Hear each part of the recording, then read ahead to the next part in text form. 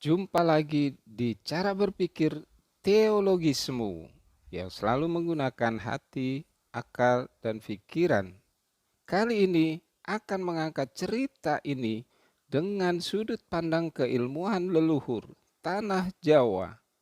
Cerita ini banyak dibicarakan di media, para spiritualis, masyarakat khususnya di Pulau Jawa menggunakan atau mengikuti versi penganut Islam. Sebelum masuk ke perjanjiannya, kita mengenal dulu siapa Syekh Subakir dan Ki Semar itu. Syekh Subakir adalah seorang ulama dari negara Turki dan dia adalah orang yang pertama yang menyebar agama Islam di Pulau Jawa. Menurut cerita masyarakat tanah Jawa yang sudah beragama Islam, dialah orang yang bisa mengalahkan para lelembut, jin, dan setan di Pulau Jawa ini. Dan menurut mereka pula, dia menancapkan tombak Kalimasadanya. Ki Semar, sosok manusia bukan makhluk jin atau setan.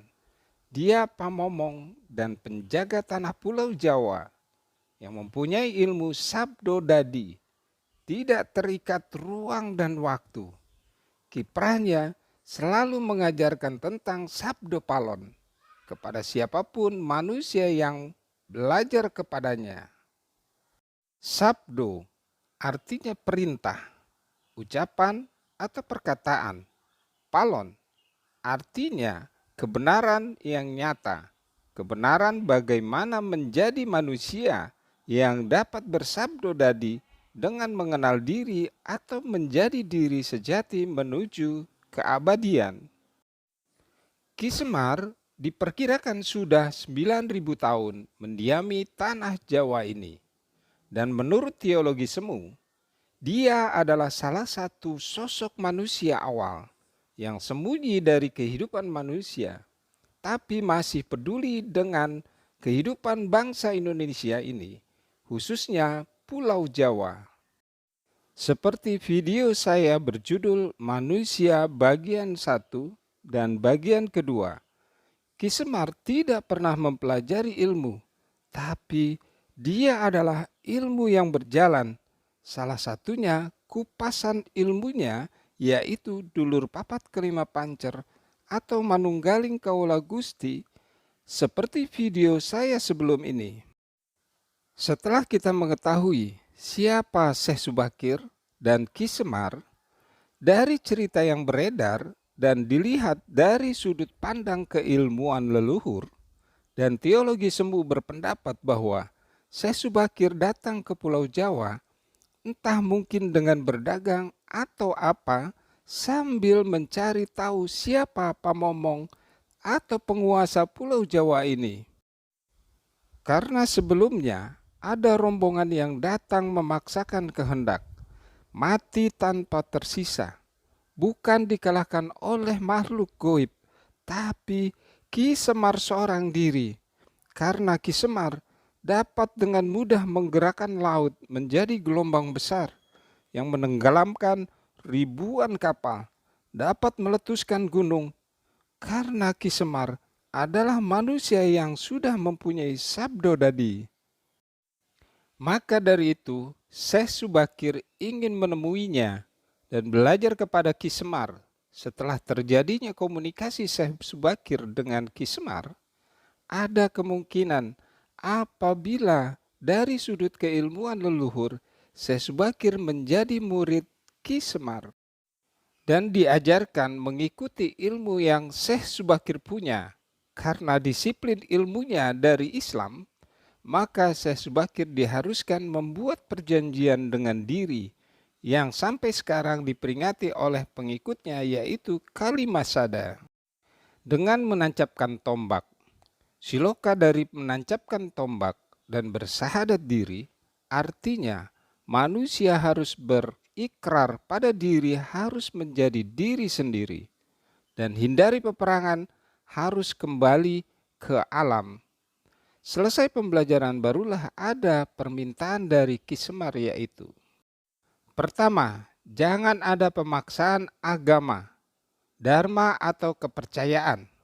Kedua, jika hendak membuat bangunan tempat pemujaan atau ngibadah, buatlah yang bangunan luarnya nampak gaya Hindu Jawa, walau isi dalamnya Islam. Ketiga, jika mendirikan kerajaan Islam, maka ratu yang pertama harus dari anak campuran. Maksudnya campuran adalah jika bapaknya Hindu, maka ibunya Islam. Jika bapaknya Islam, maka ibunya harus Hindu. Keempat, jangan jadikan orang Jawa berubah menjadi orang Arab atau Parsi. Biarkan mereka tetap menjadi orang Jawa dengan kebudayaan Jawa, walau agamanya Islam. Karena agama adalah dharma, yaitu lelaku hidup atau budi pekerti. Ingat, karena agama adalah dharma, yaitu lelaku hidup atau budi pekerti. Hati-hati jika sampai orang Jawa hilang Jawanya, hilang kepribadiannya, hilang budi pekertinya yang adiluhung, maka aku akan datang lagi.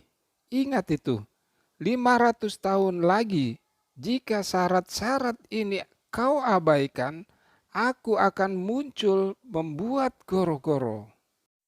Itulah cerita dari perjanjian Syekh Subakir dengan Ki Semar dari sudut pandang ilmu leluhur.